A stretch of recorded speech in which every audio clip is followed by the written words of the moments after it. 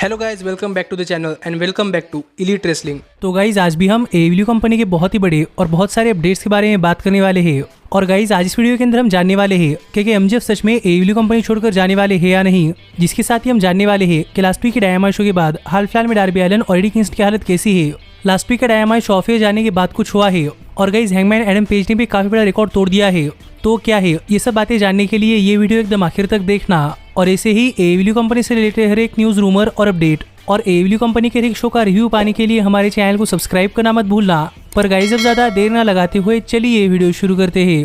और सबसे पहले बात करते हैं डार्बी एलन और एडी किंगस्टन की। और जानते हैं कि लास्ट वीक का डायनामाइट शो खत्म होने के बाद हाल फिलहाल में डार्बी एलन और एडी किंगस्टन की हालत कैसी है। तो गाइज अगर आपने हमारे चैनल के ऊपर लास्ट वीक के डायनामाइट शो का रिव्यू वीडियो देखा है तो आपको पता होगा कि हमें लास्ट वीक के डायनामाइट शो ऊपर AEW कंपनी के वुमेन हार्डकोर टूर्नामेंट के अंदर डार्बी एलन और जेफ हार्डी इनका एक बहुत ही बड़ा क्वार्टर फाइनल मैच देखने को मिला था। जिस मैच के अंदर में काफी बड़े मूव्स तो देखने को मिले ही थे, पर इसी के साथ इस मैच के अंदर काफी बड़े स्पॉट्स भी थे, जैसे कि डार्बी एलन का लैडर के ऊपर से नीचे जेफ हार्डी के ऊपर स्टील चेयर से तुरंत स्वॉन्टन बम लगाना। जो देखा जाए तो इस मैच की सबसे एक्सट्रीम मोमेंट थी, पर इस मैच के आखिर में जेफ हार्डी ने मैच जीत लिया था, जिसके साथ ये मैच खत्म हुआ है। और गाइज ये मैच एक काफी एक्सट्रीम मैच था, इसलिए यहाँ पर काफी सारे फैंस वरीड थे कि इस मैच के बाद जेफ हार्डी और डार्बी एलन इन दोनों की हालत कैसी है। और गाइज हाल ही में इस मैच के बाद जेफ हार्डी और डार्बी एलन इन दोनों को लेकर एक अपडेट आई है। और गाइज ये अपडेट ये है कि इस मैच के बाद जेफ हार्डी और डार्बी एलन इन दोनों की हालत एकदम ठीक है और इस मैच के अंदर कोई भी सुपरस्टार इंजर्ड नहीं हुआ। जिससे कि आप समझ सकते हैं कि मैच बिल्कुल वैसा ही मैच हुआ है जैसे कि जेफ हार्डी और डार्बी एलन ने प्लान किया था। और इस मैच के अंदर कोई मिसअंडरस्टैंडिंग नहीं हुई जिससे कि इस मैच के अंदर कोई सुपरस्टार इंजर्ड हो जाए।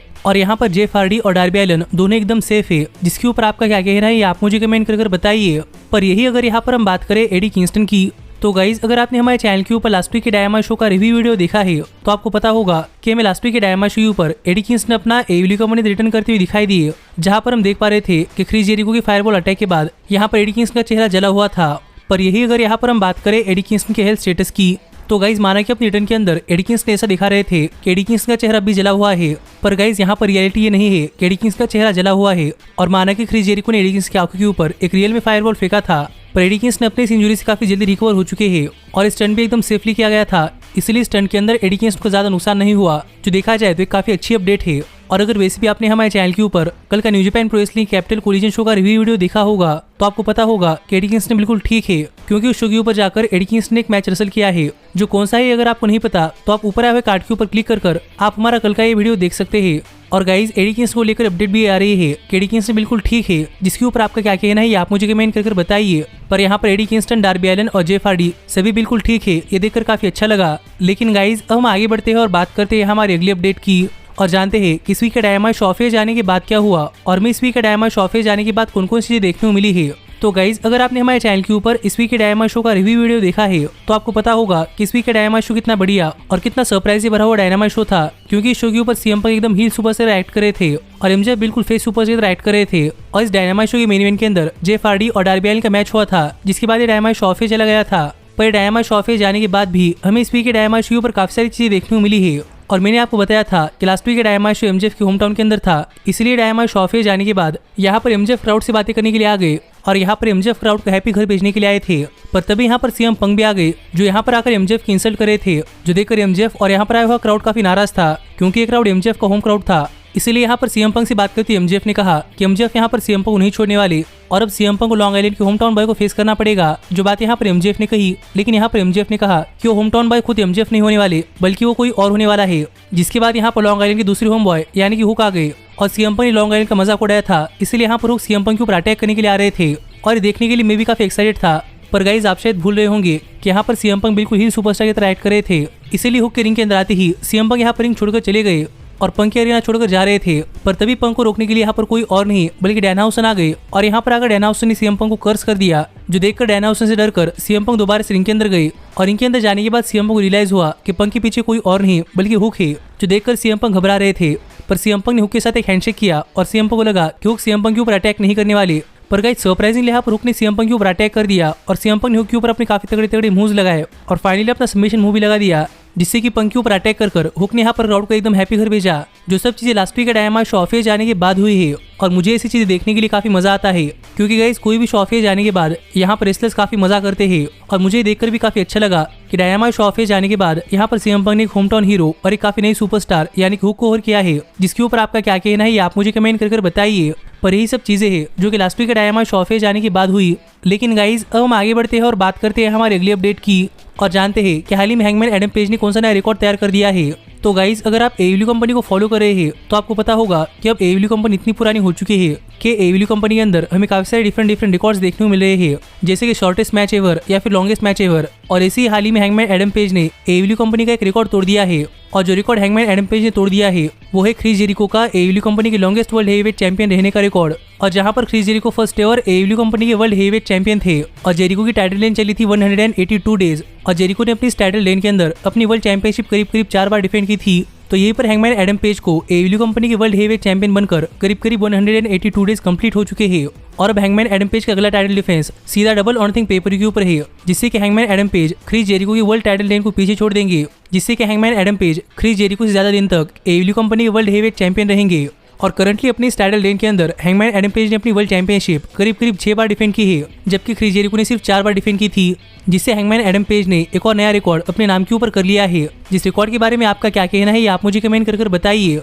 पर गाइस जहां तक बात है मेरी तो मैं तो हैंगमैन पेज को वर्ल्ड चैंपियन देखकर खुश हूं, लेकिन मैं चाहता हूं कि Hangman Adam page John Moxley की वर्ल्ड चैंपियनशिप के टाइटल लेन का रिकॉर्ड तोड़ दे, जहां पर जॉन मॉक्सली ने 277 डेज के लिए एडब्ल्यू कंपनी की वर्ल्ड हेवीवेट चैंपियनशिप पकड़ी थी। और मैं चाहता हूं कि हैंगमैन एडम पेज रिकॉर्ड तोड़े, लेकिन देखते ही कैसा होता है या नहीं, पर मैं होप कर रहा हूं कि ऐसा हो। पर फिलहाल की हैंगमैन एडम पेज की वर्ल्ड चैंपियनशिप रेन भी एक काफी बढ़िया रेन है।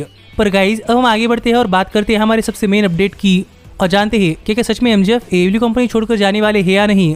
तो गाइज अगर आप आज तक हमारे चैनल के ऊपर एडब्ल्यू कंपनी का हर एक न्यूज रूमर और अपडेट फॉलो कर रहे होंगे तो आपको पता होगा कि बार बार एमजेएफ मजाक करते हुए कह रहे थे कि साल 2024 के अंदर एमजेएफ का एडब्ल्यू कंपनी के साथ कॉन्ट्रैक्ट एक्सपायर हो जाएगा और उसके बाद एमजेएफ एडब्ल्यू कंपनी छोड़कर डब्ल्यूडब्ल्यू कंपनी के अंदर जाने वाले हैं, क्योंकि डब्ल्यूडब्ल्यू कंपनी के ऑफिशियल्स भी एमजेएफ को अपनी कंपनी के अंदर लेने के लिए काफी एक्साइटेड है और प्रॉब्ली एमजेएफ को एडब्ल्यू कंपनी से भी काफी ज्यादा पैसे देने के लिए रेडी है। जो अपडेट्स मैंने आज तक आपको कई बार बताए थे और इसी के ऊपर बात करते हुए मैंने आपसे कई बार कहा था कि मुझे नहीं लगता कि एमजेएफ कभी एडब्ल्यू कंपनी छोड़कर जाने वाले हैं।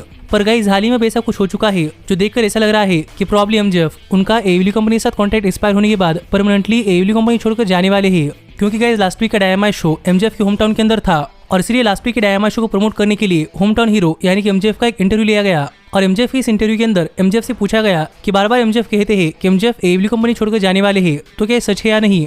और यहाँ पर इस सवाल का जवाब देते हुए एमजेएफ ने कहा कि एमजेएफ ने कई बार कहा है कि एमजेएफ साल 2024 के अंदर अब से कहीं ज्यादा पैसे कमाने वाले हैं और एमजेएफ वहीं पर जाने वाले हैं जो कि एमजेएफ काफी ज्यादा पैसे देगा। और इसलिए क्योंकि जितनी भी एक्स डब्ल्यूडब्ल्यू सुपरस्टार्स एडब्ल्यू कंपनी के अंदर आए हैं वो सभी एक्स डब्ल्यूडब्ल्यू सुपरस्टार एडब्ल्यू कंपनी के ओरिजिनल सुपरस्टार से काफी ज्यादा पैसे कमा रहे हैं, जो देखकर एमजेएफ काफी चिढ़ रहे हैं। जबकि एमजेएफ जैसे एडब्ल्यू कंपनी के ओरिजिनल सुपरस्टार ये वो सुपरस्टार होने चाहिए थे जो कि सबसे हाईएस्ट लेवल की सैलरी लेते, लेकिन ऐसा नहीं है। और हाल ही में जो एमजेएफ और टोनी खान इनके बीच में झगड़ा हुआ था तो झगड़े के ऊपर बात करते हुए एमजेएफ ने कहा कि हाँ एमजेएफ और टोनी खान के बीच में झगड़ा हुआ था और वे अपने इंटरव्यू और एमजेएफ के कॉन्टैक्ट स्टेटस के ऊपर बात करते हुए। पर जहां तक बात है उस झगड़े के बाद एमजेएफ और टोनी खान की रिलेशनशिप की, तो यहाँ पर एमजेएफ को नहीं पता कि एमजेएफ अब भी अपने बॉस से प्यार करते हैं या फिर वो अपने बॉस को हेट करते हैं, क्योंकि एमजेएफ टोनी खान के साथ अपनी रिलेशनशिप के ऊपर बात नहीं करने वाले। पर एमजेएफ उस झगड़े के बाद अब तक काफी नाराज है और अगर एमजेएफ को चांस मिलेगा तो एमजेएफ कोडी रोड जैसे एडब्ल्यू कंपनी छोड़कर डब्ल्यूडब्ल्यू कंपनी के अंदर जाने के लिए रेडी है। जो बात यहाँ पर एमजेएफ ने इस इंटरव्यू के अंदर कही, जिस इंटरव्यू से हम समझ सकते हैं कि गाइस यहाँ पर एमजेएफ एडब्ल्यू कंपनी से काफी नाराज है, क्योंकि एडब्ल्यू कंपनी फॉर्मर डब्ल्यूडब्ल्यू सुपरस्टार को ज्यादा सैलरी दे रही है, जबकि एमजेएफ को लग रहा है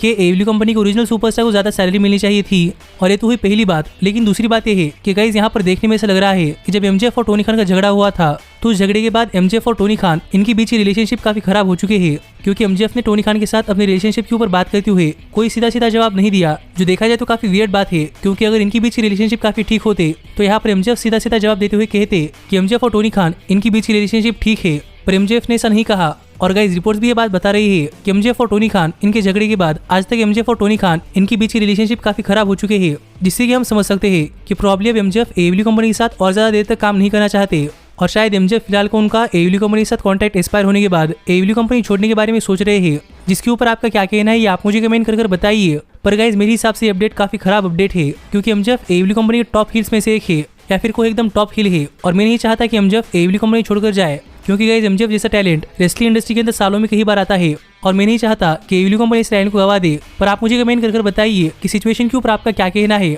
और ऐसे ही एडब्ल्यू कंपनी से रिलेटेड हर एक न्यूज, रूमर और अपडेट और एडब्ल्यू कंपनी के हर एक शो का रिव्यू पाने के लिए हमारे चैनल को सब्सक्राइब करना मत भूलना। पर गाइज अब मैं मिलता हूँ आपसे अगली वीडियो के अंदर। पर तब तक stay healthy, stay happy and keep watching elite wrestling. Hey, did you like that video? Click the screen for more.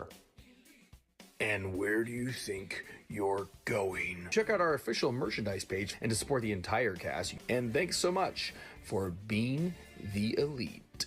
The elite, the elite. What, Nick, you're not going to sing it all with me this time?